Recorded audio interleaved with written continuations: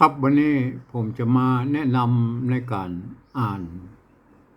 ภาษาละนานะครับยุคต้นๆของภาษาละนาก็คือประมาณ500กว่าปีที่แล้วที่ผ่านมานะครับอ่าอ่านภาษาละนานั่นน่ะอ่านถ้าจะนับกันว่ามันเกิดมาเมื่อใดเนาะครับเขาบอกว่ามันเกิดมาเมื่อใดเนาะครับเขามาเอานับที่มันหันภาษาละนามันเออมันปรากฏมาเมื่อใดก็คืออันหลักฐานต้นเบิ้นอยู่ที่อันศิลาจารึกอันอ่าวัดจังกัมเมืองน่านนะก็อันนั้นน่ะเป็นหลักฐานมันมีที่ไหนเก่าแก่เดี๋ยวนี้นะ2091นะครับเห็นไหมมันก็เป็นอย่างนั้นภาษาละนาเห็นไหมก็ผมเองผมก็นับถือว่านับว่าวันภาษาละนาเฮาเกิดตอน2091นั่นแหละความจริงมันจะเกิดก่อนนั้นเป็น100 ปีก็จ้างมันเถอะก็ไม่ก็เพราะว่ามันหลักฐานมันมีหลักศิลาจารึกป่นปรากฏไว้อย่างนั้นเห็นไหมครับ หลังจากอันปรากฏอันที่บนประเขียนเป็นอันส่วนใหญ่มันก็จะเป็นจารึกเป็นอันภาษาธรรมภาษาอย่างพ่องนะครับไอ้แม่โอเคนะครับก็หลังจากนั้นมันก็จะเกิดอ่าภาษาเขาเรียกว่าภาษาเจ้าบ้านแล้วนะครับเจ้าบ้านพวกก็มาเขียนเป็นแต่แป๊บยาน่ะครับไผมีก็เก็บมาว่าอ่านนะครับไอ้มาอันน่ะอันรุ่นแต่แป๊บยาน่ะสมัยอายุต้นๆนะครับ ยุคนั้นมันเริ่มมันเอาจากภาษาอันที่มันอยู่ในวรรคของอันภาษาอันธรรมนะครับกะคะกะคะงะจะยะนะละตะละทะละละนะมันเอานั่นน่ะมันเอามาเขียนเป็นภาษาชาวบ้านนะครับแล้วก็แต่งเติมอัน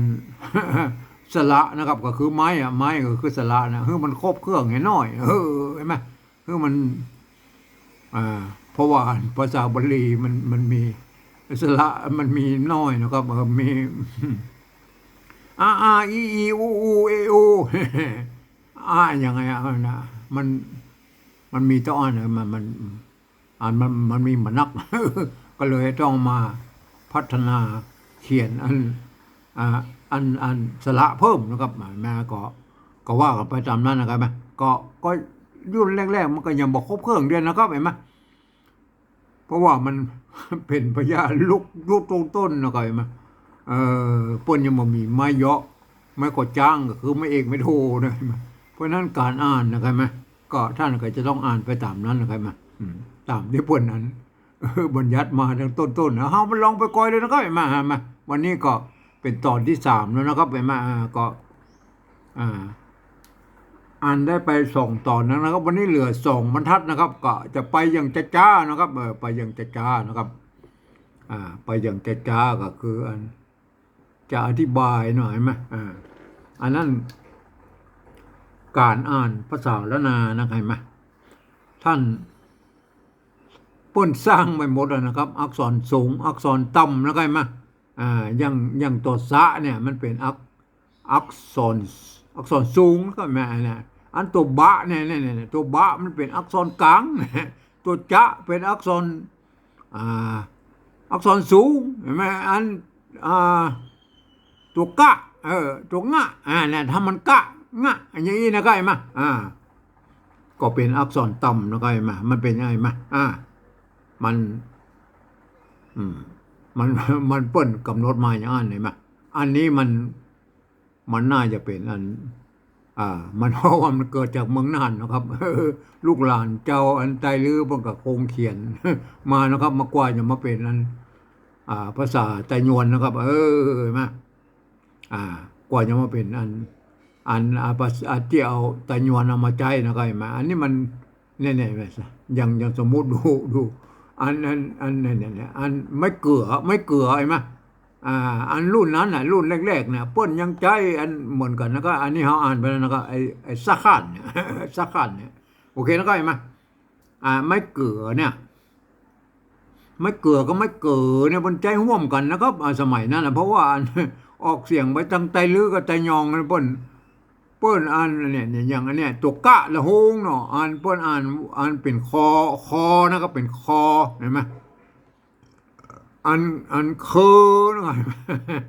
อันไตยวนบนคือสระเห็นไหมอันถ้าไตลือกับไตยองบนคือนะครับคือแต่อันเสียงสามัญนะบนจะไอ้ปุ้ยจะตวัดห่างไปทางบนมันนะครับคือนี่เนี่ยคือนะครับคืออ่านว่าคือนะครับไม่ใช่เครือนะครับเห็นไหมอันตกกะละหงเนี่ยอ่า เปิ้นอ่านเป็นเสียงคอนะครับเห็นไหมก็เดียวเขาจะไปหัน ทำตัวเห็นไหมที่เปิ้นใจตัวข้าหางยาวน่ะข้าหางยาวก็เปิ้นเอาตัวกะเนี่ยไปใส่หาง ก็เลยเป็นข้าหางยาวนะครับเห็นไหมอันนี้อ่านว่าเครือนะเครือไม่ใช่เครือนะครับ อ่านว่าเครืออ่านถ้าเป็นไตลือกับไตยองเปิ้นอ่านว่าเคอ นะคืออันง้วนเห็นไหมง้วน อันเนี้ยเนี่ยตัวงะตัววะอยู่นี่เนี่ยมวะมันความจริงมันเป็นไม้กัวนะครับอันนี้เพิ่นสร้างมาทั้งหมดเรียบร้อยแล้วไม้กัวนะไม้กัวถ้ามีตัวหน้าสะกดเห็นไหมตัวงะหน้าสะกดอยู่ตรงบนเพิ่นก็เขียนเป็นตัวละแตน เนี่ยเพิ่นสร้างมาตั้งแต่สมัยนั้นแล้วนะครับ อันยุคต้นๆเห็นไหมอันนี้ก็จะอ่านว่างวน งวนนะครับเสียงสามัญนะครับ อันนั้นมันเป็นอักษรต่ำแล้วก็ไปไหมตัวกะตัวอันนี้ก็อ่านคือได้สามเสียงนะครับเห็นไหมอันนี้อ่านงวนเห็นไหมอันนี้มันเป็นอักษรต่ำเหมือนกันเห็นไหมได้สามเสียงแล้วก็งวนเห็นไหมอันนี้ก็มันก็จะต้องอ่านว่าคืองวนนะครับเห็นไหมไอ้งวนเนี่ยไอ้งวนแล้วถ้าเป็นอัน ไตเลือกจะยองปนออกไปถึงโทนะครับเป็นง่วนนะครับง่วนนะครับเห็นไหมเห็นไหมง่วนอย่างไอ้เนี่ยง่วนอย่างเนี่ยตัวมะนะครับตัวมะเห็นไหมหางมะปนเกียนไปแล้วนะไม่กูเห็นไหมถ้าไตยวนนะครับง่วนหมู ง่วนหมูแล้วเห็นไหมเห็นยังครับ อันถ้าเป็นอันไตลือไตยองป่นนี่เป็นนะครับนะครับนะครับมันจะป่นบ่มีป่นนะครับง่วนนะครับง่วนนะครับง่วนหมูนะครับหมูเนี่ยมันเสียงจัตวาอันไตลือกับไตยองป่นหมูนะครับก็เป็นง่วนหมู เนี่ยเราเป็นเรื่องอันถ้าเป็นตะยวนง่วนหมู เอาละได้เนาะ3 กำแล้วนะง่วนหมูนะครับ อันนี้หมูนะครับหมูอันนี้หมู อันนี้เห็นไหมเนี่ยไหมอันตะกี้บนใจกะละหงเห็นไหม อันนี้ตะกี้บนใจกะละหงแล้วก็อันนี้บนใจข้าหางยาวแล้วก็เนี่ยไม่เก๋ก็อ่านเท่ากันตะกี้อ่ะ อ่านเท่ากันก็อ่านอันนะครับแต่ยวนเป็นอันอันถ้าไตเหลือก็จะยองเป็นอันนะครับนะมันบอกกับเงินหมูแล้วนะก็อย่างนี่นะหลายไปนะครับอันนี้ก็หมูอยู่นี่มาตัวมะนะตัวหางมะเป็นตัวมะนะครับไม่กูหมูหมูอย่างนี้หมูอย่างเดี๋ยวหมูอันนี้ตัวปะอันนี้อากันย้อนตัวอากันจ้อนเห็นไหมอันที่หางเนี่ยเห็นไหมมีไม้ซัดอยู่ข้างบนอันไม้ซัดเนี่ยมันจะทำไม้ซัดนี่มันมีหลายหน้าที่นะครับ มีเป็นหน้าที่เป็นไม้พัดทำหน้าที่เป็นไม้กักทำหน้าที่เป็นอันไม้กำกับเสียงใหญ่ไหมอย่างบนเนี่ยเห็นไหมอันนี้ทำเป็นหน้าที่เป็นไม้กักเห็นไหมอันนี้ทำหน้าที่เป็นอันไม้อันกำกับเสียงก็คือไม้กำกับเสียงคืออ่านว่าอ่านปล่อยอ่านปล่อยอันจะอ่านไว้ได้ คือหมูป้อยมันได้เรื่องอันหมูปอยก็บ่เกี่ยวให้บ่ได้เว้ยหมูป้อยคือหมูป้อยเนี่ยต้องอ่านถ้าก็เดาไปเอาคนเดียวนะครับคือหมูป้อยหมูป้อยก็คือเพิ่นเลี้ยงไปปะโดยสวนป้อยไปลุบๆๆๆไม่แรงมันก็มาอันกินข้าวกินหยังชอบให้มันไปชอบกินคนเดียวมาหมูป้อยคือหมูป้อยนะครับแล้วต่อไปนะครับสวัสดีนะครับไหลกุ๊กนั่นนะครับมาโอเคนะครับอันนี้รออันนี้อันตัวไอ้ไม่ก่อแล้วไอ้ไหมแต่กี้มันตะกี้มันไม่กลัวนะครับอันนี้ไม่ก่อไม่ก่อมันมีกันย่อนอยู่ตรงนี้แล้วก็มีไม้กังมนอยู่ข้างบนเนี่ยเพิ่นสร้างมาเลยนะไม่ก่อนะครับไม่ก่อถ้าสมมุติว่ามีตัวสะกดนะตัวสะกดมันก็จะตัดไม่กังมนออกอย่างเงี้ยนะมันอันเดียวเพิ่นสร้างมาตั้งแต่สมัยนู้นแล้วเขาก็เอามาเป็นอันนี้เป็นยุคแรกๆแล้วใช่ไหมอันนี้อ่านว่าหอเห็นไหมถ้ามันมีไม้มันมีไม้นะถึงมันมีไม้ก็อ่านว่าหอนะครับอ่านว่าหอเอาไว้ก่อนหอนะครับเห็นไหมอันนี้เหรออ่าอันนี้ตัวสะตัวสะละอันนี้ตัวสะละสะอันถ้าเป็นตัวสะนี่นะครับเป็นอักษรต่ำบนของว่าสองต่ำนะครับเห็นไหมก็คือถ้าเป็นไตลื้อบนป้นบ่ใช่ป้นบ่ออกเสียงตีนะครับซะเนี่ยเห็นไหมป้นออกซะนะครับซะนะครับเห็นไหมอันตัวหาเนี่ยเป็นอักษรมันสลับกันเห็นไหมตัวหาเป็นอักษรสูงเห็นไหมอันถ้าเป็นไตลื้อไตยองป้นออกฮะนะครับฮะอันนี้ซะนะครับซะเห็นไหมเนี่ยเห็นไหมเพราะว่าคงอักษรสูงอักษรต่ำนี่ป้นถ้าจะเป็นคนไตลื้อไตยองป้นกำหนดมาครับอันเพราะว่านี่มันเป็นน่าจะเป็นอันเจ้าไตลื้อเขียนนะครับอันนี้ฮอโอเคนะครับอันนี้ตัวซะนี่ดิ้นมาออกแล้วตัวซะอ่านถ้าเป็นไตลื้อไตยองพวกอันซะนะครับซะนะครับมาอันนี้เราอันนี้ตัวป้าไม่กาตัวหางเนี่ยอ่านว่าปายอ่านว่าป้ายเนี่ยเราลองอ่าน3ตัวนี้เราหอซะสปายอันหอสปายสปายแล้วเนาะสปายอันนี้เป็นสปายเนาะอันเป็นห่อหูจักกับห่อก็ห่อสปายอันนี้อันตัวข้าตัวว่ากำไม่กาตัวหางเนี่ยอันนี้ควายห่อสปายควายเห็นยังก็อันนั้นก็สะกดไปเยอะแล้วก็ไปอ่านไปแล้วก็แล้วมันก็จะเข้าใจไปคนเดียวแล้วก็แห่ห่อสปายควายแล้วก็ต่อไปเราก็เลื่อนหน่อยห่อสปายควายแล้วห่อสปายควายอันนี้เนี่ยตัวตะอันนี้อันไม่อันเป็นไม่เก๋ไม่โกมะลีเพิ่นเอาไม้ซัดกำกับไว้แม่เมื่อมันเป็นไม้เก่าพวกก็สร้างมาสมัยนั้นแล้วครับพวกจะใช้ไม้ซัดก็ได้นะครับไม้กงก็ได้นะครับมันกำกับอันเป็นมันเป็นไม้โกบาลีน่ะอันนี้จะอ่านได้3เสียงเหมือนกันอ่านว่าเต้าห่อสปายควายอันเต้าหรือเต้าอันนี้เต้าไว้ก่อนอันนี้เนาะอันนี้อันตัวหน้าไม่กี่อ่านวันนี้อ่านวันนี้อ่านได้3เสียงนะไอ้เต้านี้ไม่ได้เรื่องละอันเต้านี่เต้านี่ก็บัดใจมันต้องเต้านี่ใหญ่ๆไหมท่านก็อ่านเอาเองก็ห่อสปายควายเต้านี้นี่เนี่ยท่านก็อ่านเอาคนเดียวแล้วก็อ่านเราต่อไปมันมีแต่น้อยเนาะโอเคแล้วโอเคแล้วเลื่อนน้อยเนี่ยเลื่อนโอเคแล้วเลื่อนเลื่อนนะเนี่ยอันนี้มันยังว่าอันไฟ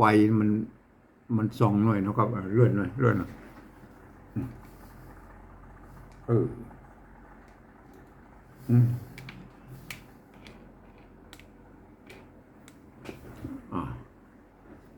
โอเคแล้วครับ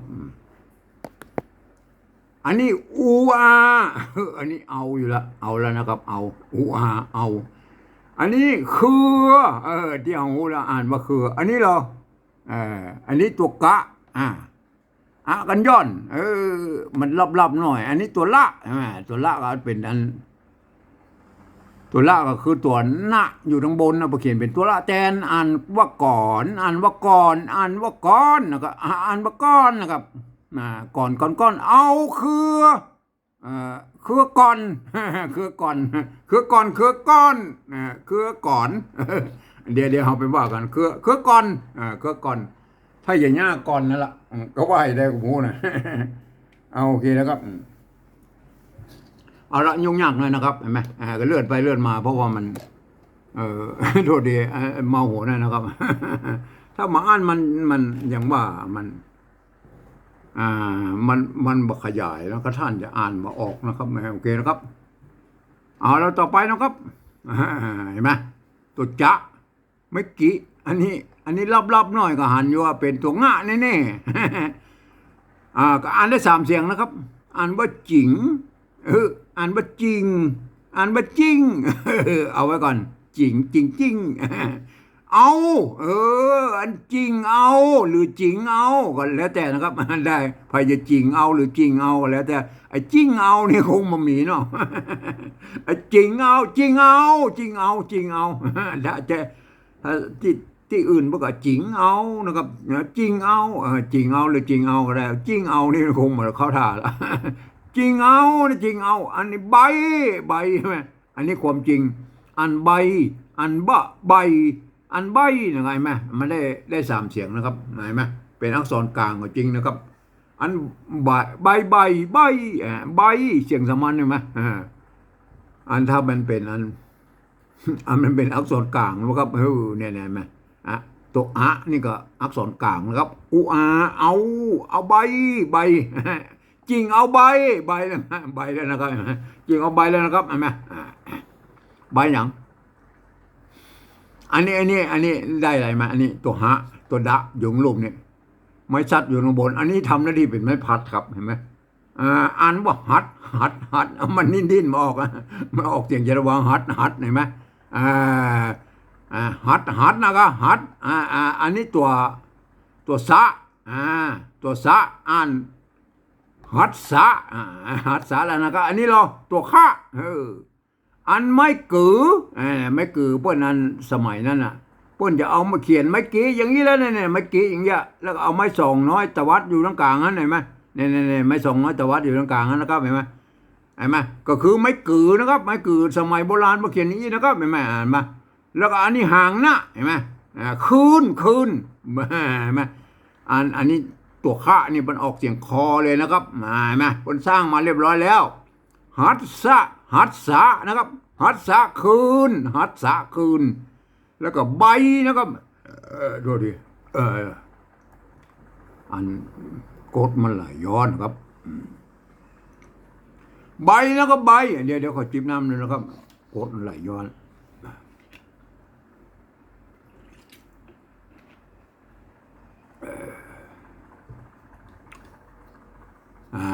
อันนี้หมากบ้าเนี่ยเอาไปสอนแล้วนะครับอันนี้เหรอ อันนี้ตัวมะเห็นไหมตัวมะหางมะ ก็เอามาอยู่ทั้งร่มตัวเนี่ยก็เป็นตัวมะนะครับไม้กาเห็นไหมไม้กามีไม้ซัดอยู่ข้างบน อ่านว่าหมา มันมาอ่านหมามันก็มาอ่านได้มาอ่านหมามันใจนะครับไม่อ่านนี่อ่านได้เพราะว่ามันตอนนี้ไม้ซัดนี่มันทำหน้าที่มันจะเป็นไม้กำรับเสียงแล้วเป็นไม้ป้นห้องบอกไม้กักแตนตัวกะอยู่ทางลุ่มนี่ถ้าเขียนตัวกะแล้วมันจะไปเติกมันจะหวั่นก็ห่างมากอันโบราณมันสร้างมาอย่างนี้เลยปะอ่านว่ามากแล้วก็มากอันนี้มากบ้าอันนี้มากอย่างตัวคะไม้ซัดตัวงะไหมอ่านว่าขังมันอ่านได้3เสียงแล้วครับ อ่านขังมาขังมาเขี้ยวมาขังอันนี้รู้จักมาขังนะมาขังก็คือบะขังนั่นแหละบะขังก็คือยาทายนั่นแหละมาขังเห็นไหม ยาสมุนไพรที่เอามา ถ่ายใบหมากคังนะครับใบหมากคังใบหมากคัง เอาละแล้วได้เนาะใบหมากคัง ใบอันนี้ใบละใบ เอาต่อไปต่อไปใบอย่างใบใบตัวปะไม่กาอ่านตัวหางนะสะกดเนี่ยมีไม้ชัดกับอันนี้กรณีนี้ไหมไม้ชัดมันมาเป็นไม้กักแล้ว มันทำหน้าที่เป็นไม้กำกับเสียงครับไอ้แม่ก็คืออ่านได้สามเสียงก็คือป่านอ่านป่านอ่านป่านใบป่านไม่ก็ใบป่านใบป่านใบป่าน ใบป่านนี่มีใบป่าน ใบป่านนะใบป่านป่านอย่างอันนี้ป่านอย่างน่ะป่านอันเนี้ยอันนี้ไม่อันนี้ป้านป้านตัวอันนี่ตัวกะตัวกะนะครับกะกะกะนะครับป้านอันนี้ตัวกะอันนี้มันเศษอยู่ตรงนี้เนาะอาจจะตีเป็นแปดก็ได้ก็ได้นะครับเป็นเลข8ก็ได้นะครับใบแปะอันนี้อันตีเป็น8ก็ได้นะครับตีเป็นกะก็ได้นะครับตัวกะ ถ้าเป็นใจลือใจยองป้นก้านะครับก้ามันบักกะครับ มันออกเก่งโทนะใจลือใจยองนะใบปานอันนี้กะเอาไว้ก่อนหรืออันนี้นะไม่กี่ตัวจะไม่กี่ตัวอันหางนะอันเจินเจินเจินกะกะเจินกะเจินนี่ได้แล้วใบกะเจินใบป่านก็เจินมันเป็นได้หมูเด้อ สมัยนะเมื่ออัน500 ปีที่แล้วเราใบป่านก็เจินเนี่ยมันเป็นได้หมูนะผมก็หมูจักเหมือนเด้อโอเคนะครับเอาละต่อไปนะครับต่อไปต่อไปนะครับเลื่อนหน่อยนะครับเลื่อนหานไว้แล้วต่อไปใบมา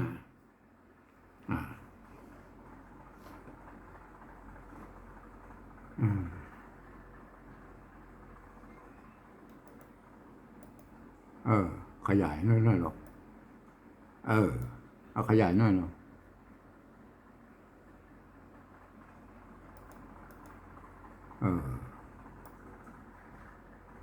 เอาละใบอันนี้ใบแล้วนะครับตัวนะไม่กาตัวดะนะก็เห็นไหมอันนี้ดิ้นมาออกแล้วอันใบนาด มันนาดก็ไม่ได้นาดเพราะว่ามันถ้าจะเอานาดก็มันต้องมีตัวหาเอานาดเลยใช่ไหมมันบังคับเสียงเอกเลยใบนาดนะครับใบนาดใบอย่างบะหมี่มันใบนาดมันบังคับเสียงแล้วมันไปไหนมันได้ละใบนาดอันนี้นาดอย่างนาดอันตัวง่ายไหมอันไม่เก๋ไม่กี้อันไม่เก๋นะครับอันไม่กะใบนาดเงิน ใบนาดเงิน อันนี้พอได้เนาะใบนาดเงินนี่นะ โอเคนะครับเอาต่อไปเนาะต่อไปนะครับโอ้โทษ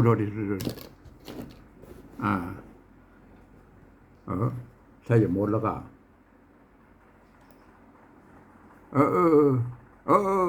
มีอยู่ใบนาดเงินนะครับนาดเงินเมื่อกี้นาดเงินนะครับใบนาดเงินนะครับใบนาดเงินนะครับอันนี้ใบอย่าง ใบนาดเงินนั่นเงินนั่นนะครับเงินนั่นอะไรมาใบอย่างใบนาดใบนาดเงินแล้วก็ใบนาด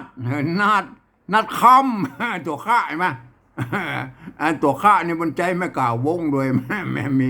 อันตัวเนี้ยไหม ไม่กล่าววงเห็นไหม ไม่กำมันว่าใจไม่กล่าววงมีอันเนี่ยก็คือไม่กล่าบวกอันไม่กังมนนะ เป็นไม่กำไม่กำไหมว่าใจไม่กล่าววงอยู่นะนาดใบนาดคำตัวข้างยาวนะไงมาใจไม่กล่าววงนะครับ อันนี้มันรุ่นนั้นไหนมาพวกกระจายมากล่าววงนะโอเคนะครับใบนาดคำก็จบแล้วนะครับเห็นไหมแล้วก็ท่านก็ลองไปหาภัยมีอันตำราไอ้แต้มแบบยาก็ท่านเอามาเปิดอ่านเอาคนเดียวนะครับ ข ครับผมก็แนะนำให้ท่านได้เก้าอี้แล้วก็เห็นไหมท่านก็ไปฝึกเอานะครับเอาจำหลักง่ายๆนะครับจำหลักง่ายๆก็คือแบ่งเป็นอักษรสูงอักษรต่ำนะครับตัวกะอักษรสูงตัวกะอักษรต่ำแม่นดังนี้นะแม่อักษรสูงตัวคะอักษรสูงตัวคะอักษรต่ำกะคะกะคะงะเห็นไหมท่านแบ่งไปสองอย่างนี้นะครับอ่านตัวกะกับตัวคะเนี่ยไอ้หมไอ้กะกะคะคะมะอย่างนู้นนะไม่เอาเนี่ยอักษรสูงนี่พันได้สามเสียงนะครับพันได้อันเสียงจัตวาแล้วเสียงเอกแล้วเสียงโทพิเศษโทเมืองเนี่ยสามเสียงนะครับแล้วก็อันอักษรต่ำนะครับอันตัวกะตัวนะตัวมะอันนี้พันได้สามเสียงนะครับสามเสียงก็คือเสียงสมัญเสียงโทปกตินะครับแล้วก็เสียงตีนะครับเนี่ยมันท่านไปเอาไปอันนั้นเอากันเอาเองนะครับแม่ก็พยายามอ่านผมอ่านได้สามเสียงนะท่านก็ต้องอ่านเสียงนั้นเสียงนี้ไปเรื่อยๆแล้วมันเขียนอะไรอย่างเมื่อ500 ปีที่แล้วท่านก็ไปอ่านไปวิเคราะห์กันเอาเองนะครับมาเปิ้นก็เขียนมาอย่างเพราะว่ามันมีไม่เยาะไม่ขอจ้างนะครับแม่อันไม่เยาะไม่ขอจ้างมันเปิ้นเริ่มสร้างมามันประมาณเมื่อประมาณลุ่มกว่า200 ปีลงมานะครับเริ่มมีการสร้างลงมาใส่ผสมผสานกันเปมาผสมปนเปมาจนถึงปัจจุบันนะครับปัจจุบันนี้ก็เต็มสูบละก็คือสร้างอันสระเสียงสั้นสระเสียงยาวไม่เอกไม่โทก็คือไม่ย่อคอยจังก็คือเต็มสูบละสมัยนั้นปนกันยังบ่ชัดเลยนะมันเป็นยังไงมันเป็นรุ่นแรกหรอกครับถ้างั้นลองไปฝึกอ่านนะครับครับวันนี้ผมก็ขอบรรยายเพียงเท่านี้ก่อนนะครับ